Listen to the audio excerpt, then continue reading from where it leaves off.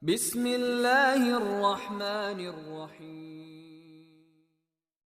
Sesungguhnya hati itu adalah sesuatu yang paling mahal, hingga disebutkan di dalam sebuah athar bahwasanya Allah Subhanahu wa taala menyatakan di dalam sebuah kitab yang diturunkan, dikatakan bahwasanya la tas'uni ardi wala samai walakin yas'uni qalbu 'abdi al-mu'min. Sesungguhnya langit tidak cukup untuk memuat Allah dan bumi pun juga tidak, akan tetapi hati seorang mukmin itu adalah baitur rabb, rumahnya Allah Subhanahu wa taala. Nah, karenanya itu hati kita ini adalah tempat pandangannya Allah, di mana Allah memandang hati kita.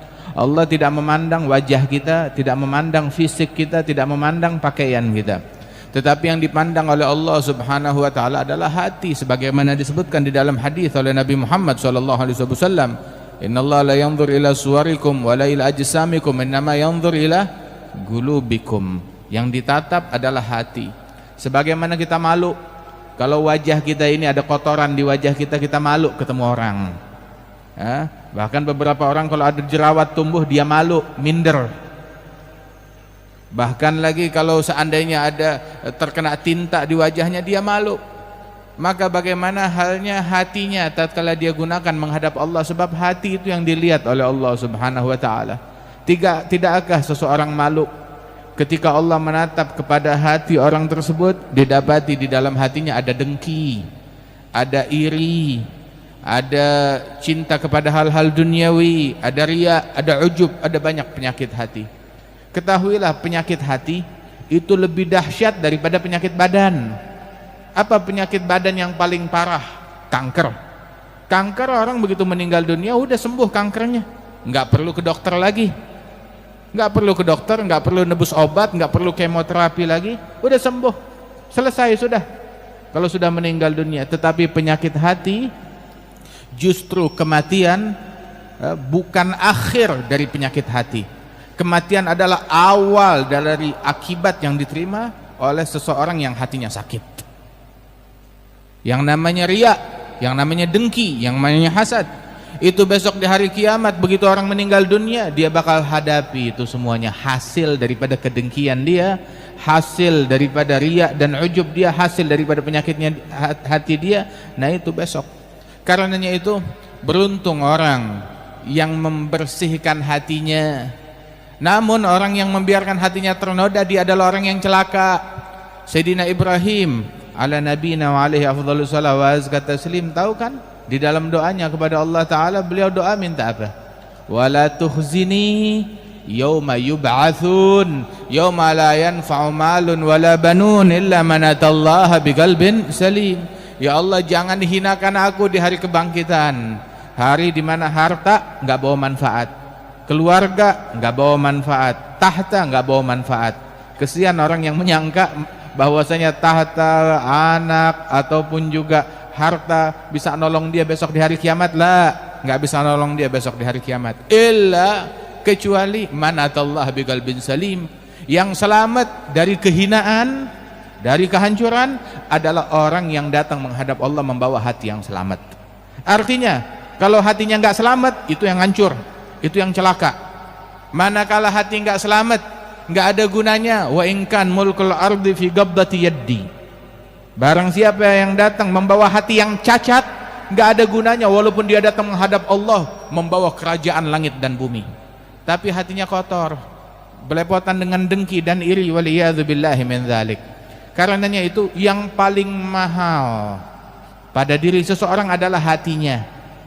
Makanya hati itu mesti dijaga dari kotoran. Sebab tuh semua istiqomahnya mata, istiqomahnya mulut, istiqomahnya tangan, tuh tergantung dari istiqomahnya hati.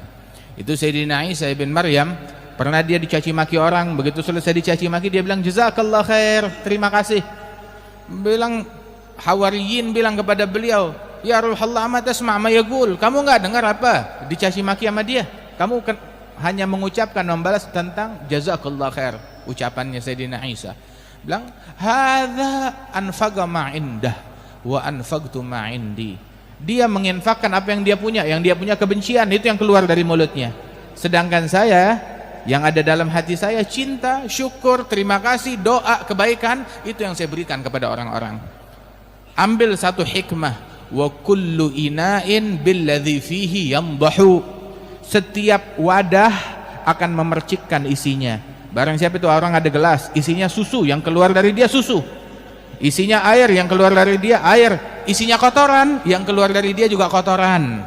Karenanya itu orang kalau udah ngomongnya kotor, membuktikan hatinya juga kotor, hatinya juga lebih busuk lagi. Barang siapa yang berucap yang tidak baik, berarti keburukan yang ada di dalam hatinya tersebut. Adapun mukmin, yang keluar dari dia adalah semuanya kebaikan, semuanya keluhuran, semuanya adalah kesantunan. Ketahuilah, dulu tuh Al-Imam Syekh Habib Bakar bin Salim itu beliau menceritakan, beliau cerita dalam kitab Miftahus Sarair, sekelompok orang sedang melakukan perjalanan. Tatkala di perjalanan, alhasil mereka terdampar, tersesat di hutan, nggak tahu jalan untuk masuk ke perkampungan. Mereka bingung, mana ini? Tahu-tahu di hadapan mereka ada seekor singa besar yang siap melahap mereka. Ketakutan, di depan mereka ada singa. Tahu-tahu itu satu orang soleh di dalam kelompok itu datang menghampiri singa tersebut. Dia kasih salam, dipegang telinganya tuh singa. Dia tanya, "Assalamualaikum, saya mau tanya, kami ini tersesat, tolong tunjukkan kepada kami di mana jalan ke perkampungan." Itu singa bagaikan kucing, hanya ngangguk-ngangguk aja, mengisyaratkan kepada mereka untuk ikutin dia. Dibawa ke perkampungan terus jalan. Itu teman-teman yang ikut perjalanan bersama dia heran, kok kamu berani dengan singa? Umumnya manusia takut sama singa, kok kamu berani dengan singa? Maka dia jawab sebuah kalimat. Dijawab sebuah kalimat, dia bilang, antum aslahtumul zahir fakhiftumul asad wa nahnu aslahnal batin fakhafanal asad.